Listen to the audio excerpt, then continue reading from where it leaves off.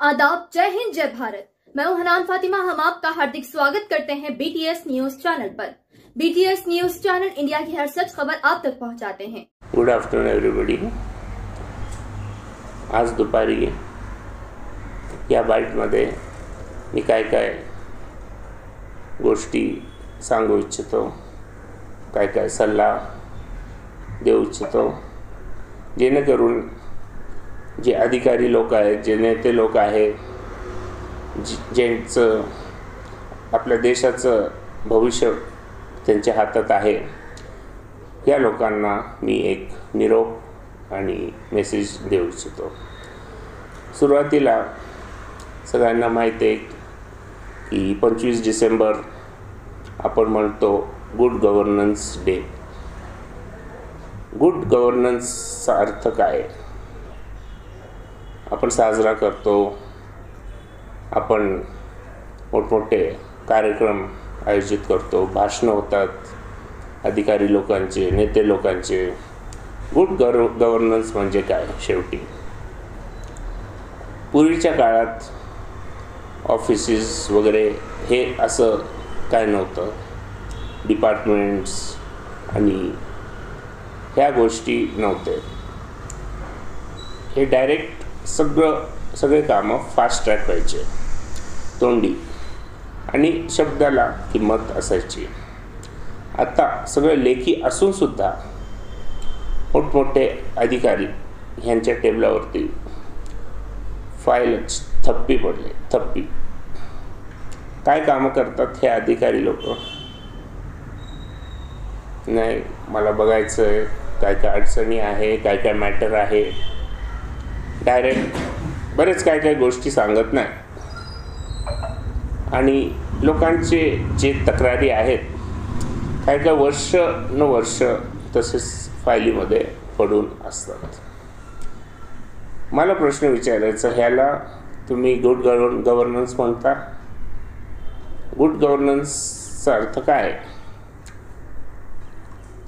Speedy disposal. एक संक्षेपमध्ये मी सांगतो की हे गुड गव्हर्नन्स आहे।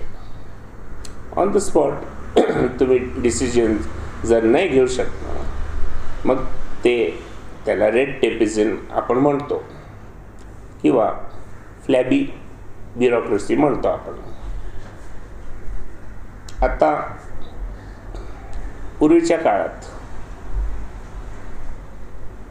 गावं असायचे आणि सरपंच असायचं आणि त्यांचे 5 मेंबर, आणि दर संध्याकाळी भेटायचे पिंपळाच्या झाडाखाली, जिथं मेन चौक गावाचा आहे तिथं ते भेटायचे आणि रोज सगळे मुद्दे लागोपाठ ते क्लिअर करायचे।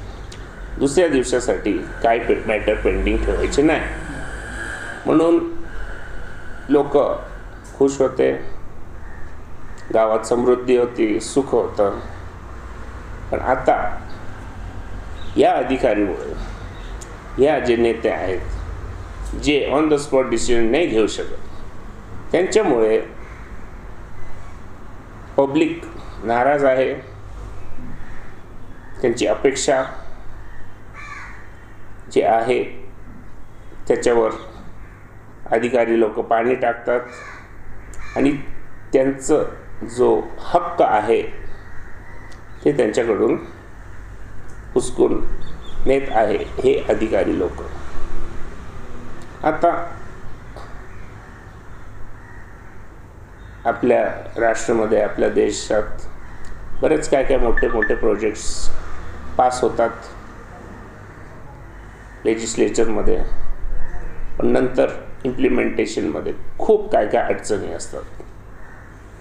इंडियामध्ये इम्प्लिमेंटेशन हा भाग अधिकारी लोकांना काहीच माहीत नाही आणि सगळीकडे मेन जे निर्णय घेणारे ते IAS ऑफिसर्स आहेत आणि IAS ऑफिसर्स ते टेक्निकल नाही आहे आणि त्यांच्याकडे फायनल अथॉरिटी आहे। हे खूप चुकीचं आहे।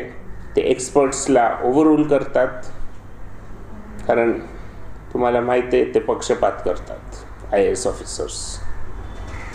आता जर तुम्हाला हे सगळे प्रॉब्लेम्स काढायचे तर तुम्हाला वरच्या लेवलपासून खालच्या लेवलपर्यंत आलं पाहिजे. म्हणजे राष्ट्रपती किंवा प्रधानमंत्री ह्या लेवलपासून खाली चेंजेस आणावे लागतील. तुम्ही गावच्या स्तरावर किंवा जिल्हा स्तरावर तुम्ही बदलाव नाही आणू शकत, कारण हे खूप लोकलाइज्ड असेल आणि हे टेम्पररी आहे. मी एक उदाहरण सांगतो. जेव्हा श्री चंद्रबाबू नायडू निवडून आले, लोकांची आशा खूप होती आंध्र प्रदेशमध्ये.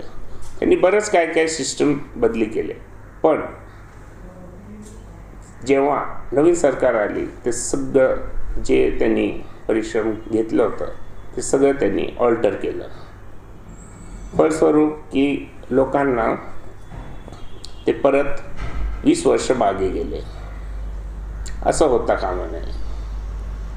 तर माझं सल्ला आहे की तुम्ही वरच्या लेवलपासून तुम्ही रिफॉर्म आणा. ग्राउंड लेवलवर तुम्हाला चेंजेस दिसेल, पण जे लॉ मेकर्स आहे त्यांनी असे लॉज बनवावे जेणेकरून लोकांना लवकर त्यांचे कामं होतील. हे आपल्या गव्हर्नमेंटमध्ये खूप फ्लॅबी ब्युरोक्रेसी आहे, खूप डिपार्टमेंट्स आहे आणि खूप पेपरवर्क अननेसेसरी आहे. लायसन्स राज होता ते आता खूप कमी झालं, तरी पण लोकांना त्रास होतो. सिंगल विंडो क्लिअरन्स हे जी प्रक्रिया आहे, जे लोक आहेत खेडेपाड्यात त्यांना माहीत नाही सिंगल विंडो क्लिअरन्स काय. आपल्या लोकांना मुद्दाम अंधारात ठेवलेलं आहे. लोक अदालत काय आहे, RTI काय आहे, RTI काय आहे, जे मागासवर्गीयचे लोक आहे त्यांना काहीच माहीत नाही याच्या संदर्भात. तर आपण म्हणतो की आपण एज्युकेटेड आहे, पण माझा प्रश्न आहे, खरंच आपले लोक एज्युकेटेड आहे? जे एज्युकेटेड लोक आहेत त्यांना माहिती आहे काय प्रश्न विचारायचे, पण जेव्हा तुम्ही रस्त्यावरती जाता आणि लोकांना विचारता त्यांना ते सांगतात आम्हाला माहीत नाही कुठं जायचं, काय प्रश्न विचारायचं, कोणत्या अधिकारीकडे जायचं, आम्हाला काहीच माहीत नाही. तर हे काम आहे सोशल वर्कर्सचं. आता पहिलेच्या काळात सोशल वर्कर्सचं ग्राउंड लेवलवर, ग्रासरूट लेवलवर खूप चांगले संबंध असायचे, पण आता सोशल वर्कर त्यांना कळून चुकलेलं आहे की जर आम्ही पैसे वाटले तर पार्टीला वोट्स मिळणार. तर हे सोशल वर्कर पण बरोबर इमानदारीने काम करत नाही, कारण शेवटी इलेक्शनच्या वेळेस हे सगळं पैशाचा खेळ आहे. तर काही लोकांनी सजेस्ट केलं आहे की स्टेट फंडिंग ऑफ इलेक्शन असं असलं पाहिजे. ओके, हा खूप मोठा विषय आहे आणि इलेक्शन कमिशनने याची नोंद घ्यावी की स्टेट फंडिंग ऑफ इलेक्शन जर केलं तर तुम्ही किती करप्शन तुम्ही काढू शकता, एलिमिनेट करू शकता. आता पुढं ब्लॅक मनी किंवा पॅरलल इकॉनॉमी आपण म्हणतो. मोदी साहेबांनी घोषणा केली की आपण कॅशलेस इकॉनॉमीच्या डायरेक्शनमध्ये आम्ही जावं, पण आता मोदी साहेब आले 2013मध्ये, तरी पण आपली इकॉनॉमी कॅशलेस इकॉनॉमी नाही. हे कोणाचा दोष आहे? मी हा प्रश्न जनतेसमोर टाकतो. आपल्याकडे सगळे टेक्नॉलॉजी आहे. जर एक प्रोडक्ट US मध्ये लॉन्च होतं, बरोबर 3-4 महिन्यानंतर तेच प्रोडक्ट इंडियामध्ये लॉन्च होतं. आपल्याला टेक्नॉलॉजीचे काही प्रॉब्लेम नाही आहे. पण ह्युमन पोटेन्शियल जे आहे इंडियामध्ये किंवा जे DNA फॅक्टर आपण म्हणतो तिथं आपण खूप उणे पडतो आणि आपल्या DNA मध्ये ऑनेस्टी नाही आहे, इमानदारी नाही आहे. आमची मुलं हे विश्वासाने वाढतात की जर तुम्हाला सक्सेस व्हायचं बिझनेसमध्ये तुम्ही 2 नंबरचंच त्याचंच रस्ता तुम्ही घेऊ शकतो. इमानदारीने तुम्ही सक्सेस नाही होऊ शकत. ते आम्हाला लहानपणापासून आम्हाला सांगितलं गेलेलं आहे. तर हे खूप चुकीचं आहे, कारण पश्चिमच्या देशात हे अगदी उलट आहे. तर माझं हे स्पीचचा उद्देश हे आहे की तुमच्या डोळ्यावर तुम्ही गॉगल्स लावलेले आहेत, ते गॉगल्स काढा आणि तुम्ही ॲनालाइज करा परिस्थिती काय. आता फास्ट फूडचा जमाना आहे.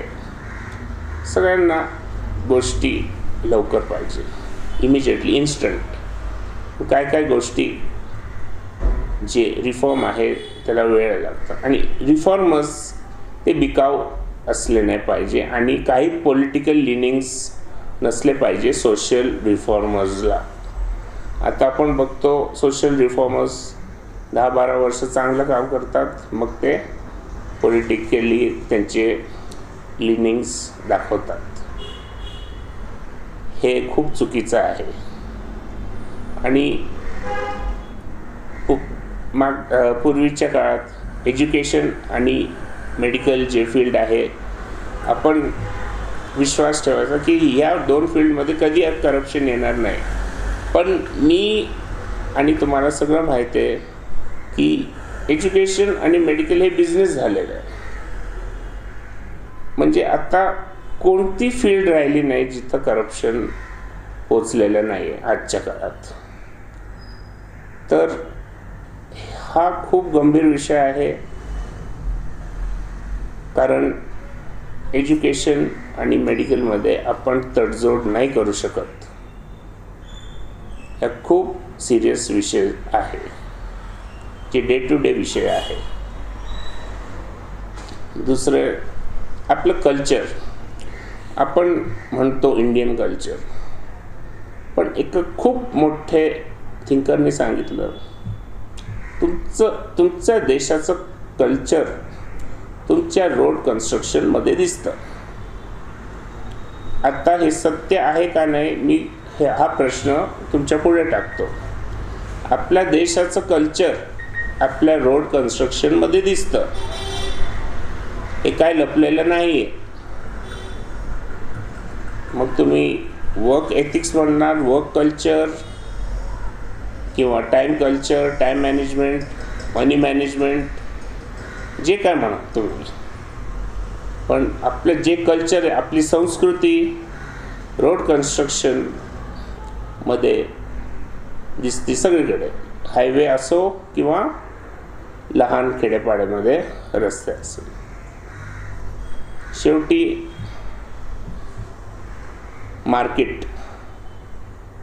मार्केटमध्ये कोणाला सिक्युरिटी नाही आहे, कारण रोज किती हजारो लाखो करोडो चेक बाउन्स होतात आणि लोकांना भीती नाही चेक इश्यू करायला आणि त्यांना माहिती आहे की त्यांच्या अकाउंटमध्ये बॅलन्स नाही आहे, तरी पण ते चेक्स इश्यू करतात. हे खूप कॉमन झालेलं आहे आणि ह्याच्यामुळे बिझनेस लोकांना कॉन्फिडन्स नाही आहे. ते सगळं कॅशमध्ये घेतात, ते चेक्स घेतच नाही. आता हे मोठं एथिकल इश्यू आहे आणि लीगल इश्यू पण आहे, कारण चेक बाउन्स झालं की कायदा कानून काय करतं.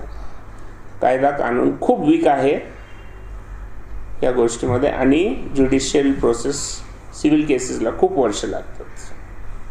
क्रिमिनल केसेस थोडे लवकर डिस्पोज होतात. मी काही न्यायाधीश बरोबर एक पार्टी घेतली होती आणि ते म्हटले जर वकील लोक ऑनेस्ट असले तर आम्ही जजमेंट लवकर देऊ शकतो आणि सगळे पेंडिंग केसेस आम्ही क्लिअर करू शकतो. पण हे जे वकील लोक आहेत ते डिसऑनेस्ट आहे आणि ते तारीखच्या वर तारीख देतात आणि केस खूप लांब खेचतात. ज्युडिशरीमध्ये पण खूप करप्शन आणि नेपोटिझम आहे. थँक्यू.